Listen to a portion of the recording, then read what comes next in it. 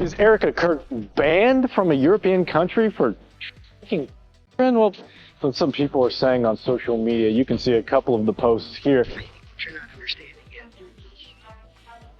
The orphanage that she ran in Romania, where children came missing, and it got accused. The whole orphanage got accused. Erika Kirk's past in Romania has always been the one part of her life that no one was allowed to talk about. But now, that quiet wall has finally cracked. A former worker from that Romanian orphanage has stepped forward. And what they are saying is shocking. They claim Erika didn't just hide paperwork. They say she actually told staff to burn it. And these were not just random papers. According to this worker, these files could directly link Erika to choices she spent years saying she never made. Missing children, forced adoptions, questionable donors. But the part that really makes people uneasy is this. The worker says the burning didn't happen once, and it didn't happen quietly. It was done again and again on purpose, under pressure. And the instructions made it very clear that someone wanted every trace erased. Every receipt, every record, every trail. So now people are asking the big question. Why was Erika's orphanage past covered up so carefully?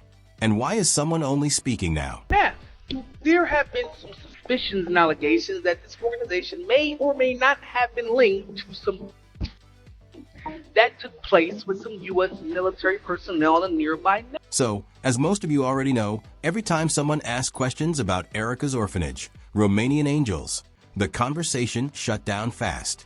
No paperwork, no old staff members, no records, nothing. And that never sat right with people. Because when it comes to Erika, there always seems to be a missing piece of the story. That's why, when this former employee finally spoke up, people listened. Not because what they said was totally new, but because they said it like someone who watched it all happen. The first thing they brought up was photos from that time period. And that stopped people in their tracks. Because those photos have quietly surfaced again and again since Erika started getting more attention. That here's the strange part. When people search Erika's name along with the orphanage, almost none of the photos that show up are actually of the children or the orphanage itself. And yes, algorithms do weird things sometimes. But when the first 20 images have nothing to do with the orphanage, even though those photos are public, it sends a message. Someone doesn't want people digging. And someone worked very hard to wipe most of it from the internet. When people finally do manage to find those pictures, they tell a very different story than the one Erika has always told. Erika always made it sound like Romanian Angels was a pure act of kindness, something she did just because she loved helping kids. But in the photos, it looks more like a setup. Insiders say the orphanage felt more like a photo stage, with Erika dropping in for pictures and leaving the real work to others. Once this information started spreading, people began noticing all the strange contradictions in Erika's orphanage story, and the darker connections tied to it.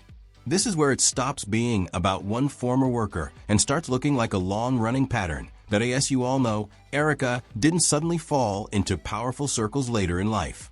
Long before Charlie, she already had access most people never get. Her father, Ken France, and her mother, Lori Lane France, worked in or owned companies closely connected to major U.S. government organizations.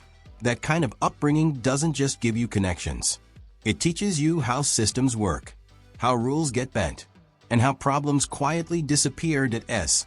When Erika later placed herself in spaces tied to power and image, it wasn't random. Competing as Miss Arizona in the Trump-run Miss USA pageant put her directly inside a world built on elite access, donor money, and closed-door relationships. And here's why that matters. That pageant wasn't just owned by Trump. It was staffed, sponsored, and socially protected by his inner circle. And now, with everything the public knows about how people like Epstein moved inside those same elite networks, people are starting to ask uncomfortable questions about Erika's role. Just a reminder that it's been nearly 7 years since Jeffrey Epstein was arrested for minors, and to this day, not a single one of his clients, the people he was talking to, have been arrested or charged with anything. As you all know, Epstein didn't operate alone. It has been widely reported that he relied on modeling agencies, casting paths, and international recruitment. all of it was sold as opportunity, especially to young girls. Jeffrey had a lot of ties to model agencies that had a lot of Eastern European. They scouted Eastern European girls, placed them in Paris, and through that agency, Jean-Luc Brunel, I mean, a lot of people know about him. Through that agency, he would send these girls. And this is where Erika's orphanage suddenly comes back into the picture in a way that makes people uneasy. Because when you place an international orphanage full of vulnerable kids, weak records, and foreign transfers into a network already known for access and movement, everything looks different. Now the question isn't just what the orphanage did. It's who it served and why records connected to it had to vanish.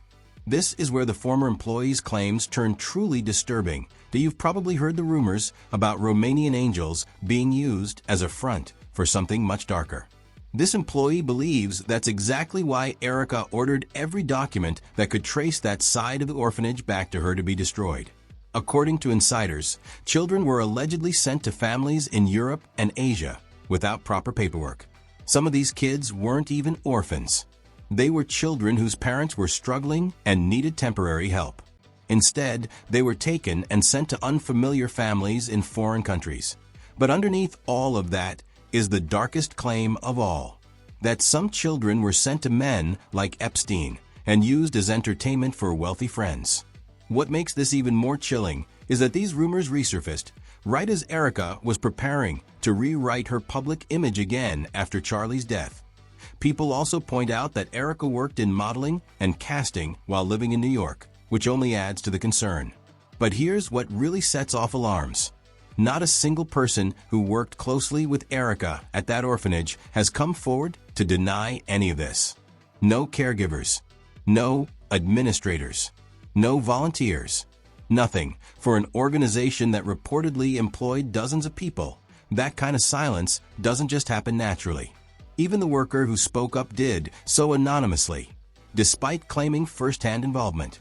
And that detail matters, because every silence leads back to the same accusation. The documents that were allegedly burned, that if those records never existed, there would be nothing to hide. No reason for everyone connected to the orphanage to vanish at the same time.